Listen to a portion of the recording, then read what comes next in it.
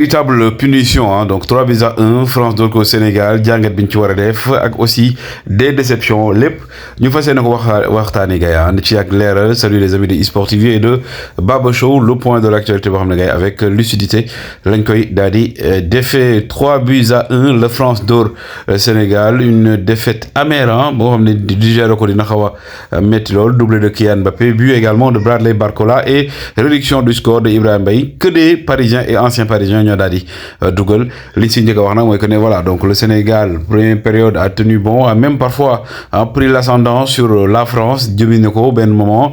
Waaye comme je dirais hein, donc le plus difficile restait à faire surtout en première période, mais à partir de la 66e minute le but de Kylian Mbappé a tout changé ci match bi. Ñuy waxaat ci ginnaaw ñoom bi mais aussi occasion bi nekk na loo xam ne gars yi aussi c'était un fait marquant de cette rencontre de Nicolas Jackson, mais raté hein, comme je dis. Oui, mon mignon, ça Ismaël Sarr aussi aujourd'hui qui a fait de bonnes choses, mais dans la finition il a beaucoup péché. Am na occasion boo xam ne waroon na ko dugal bu ko dugaloon ma ngoog hein. On aurait parlé d'autres choses peut-être. Donc il a raté l'immanquable, on peut le dire hein. Muy moom di également Jackson dans une moindre mesure. Comme on dit, l'efficacité c'est le principal problème du Sénégal. Pape Gueye aujourd'hui qui a perdu 3 ballons, dont li nga xam ne mooy donc l'un des ballons qui a apporté le deuxième but je pense. Donc Pape Gueye aussi il perd trop de balles au milieu de terrain et ça nous a coûté cher. Et Kalidou Koulibaly, comme je dis, il a été lourd hein. On pouvait s'y attendre. Mon Dieu, il était lourd. Maintenant, comme je dis, on va pas critiquer Yen Wahi, Mogok, non, qui ce n'est pas le moment. Comme je dis, c'est une défaite. On doit apprendre de cette défaite. Mais ce qu'il faut savoir, c'est qu'Ibrahima Mbaye, chaque jour, il gagne place. Gaï impliqué sur les 10 buts du Sénégal en seulement 2 ou 3 titularisations. Je pense quand même 2 titularisations là.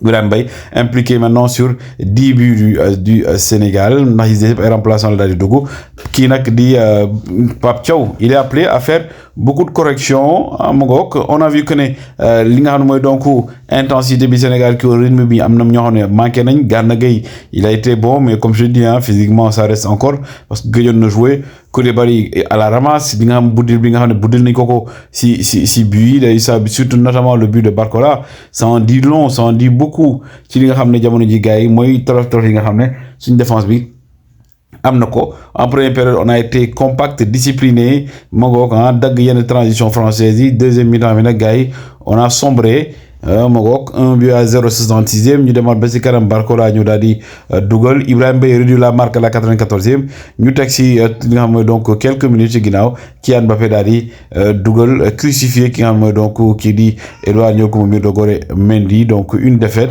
qui aujourd'hui aura du mal à passer bien évidemment, mais li ñu war rek mooy que aussi France dóor la du gàcce. Ce n'est pas une finale, même si comme je dis c'était bon nga am ay points positifs ci ndorteel gi, mais il nous reste encore yeneen combat yoo xam ne gars yi bëgg nañ ko di gagner ci match yi. Maintenant contre la Norvège na gars yi gagner rek. Contre la Norvège il faudra gagner Mongok hein, avoir le maximum de points possible avant de terminer avec Irak. Donc là comme je dis hein, donc rien n'est impossible aux Sénégalais. Mais le milieu de terrain ça reste hein, sur le milieu de terrain. Premier mi-temps dominé, deuxième mi-temps on a perdu beaucoup de balles. Pape Gueye avec ses pertes de balles nous a coûté cher. Lamine Camara comme je dis Doral le monde day yéeg di wàcc. Sadio Mané aujourd'hui il a été muselé loolu moo am. On l'a vu surtout tourner en rond. Donc mais li ñuy wax rek mooy que ne voilà donc match bi am na défaite am na yàlla nañu jik li nga xam mooy donc nag nekk suñu jiglaay ci des suñu borom soppi ko ay ndam. Défaite bi nag doon fànk lu bëri c'est ce qu'on attend. Yéen nag ban gis ngeen ci am votre top of flop l'attitude de performance bu Koulibaly yi ak yenn joueurs yi su baaxee ci la bon suñu la jaa ngeen jëf.